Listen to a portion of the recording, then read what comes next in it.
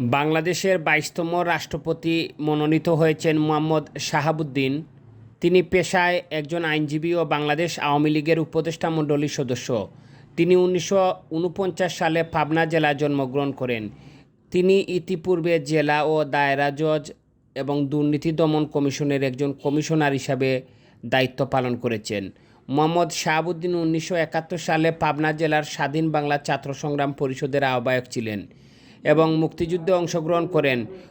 তিনি ১৯৮২ সালে বিসিএস ক্যাডারে যোগদান করেন এবং ১৯৯৫ সালে জুডিশিয়াল সার্ভিস অ্যাসোসিয়েশনের মহাসচিব নির্বাচিত হন।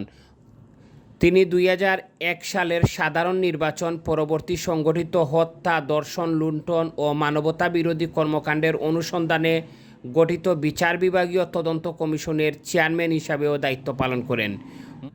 মোহাম্মদ শাহাবুদ্দিন ছাত্রজীবনে পাবনা জেলা ছাত্রলীগের সভাপতি এবং ১৯৭৪ সালে পাবনা জেলা যুবলীগের সভাপতির দায়িত্ব পালন করেন।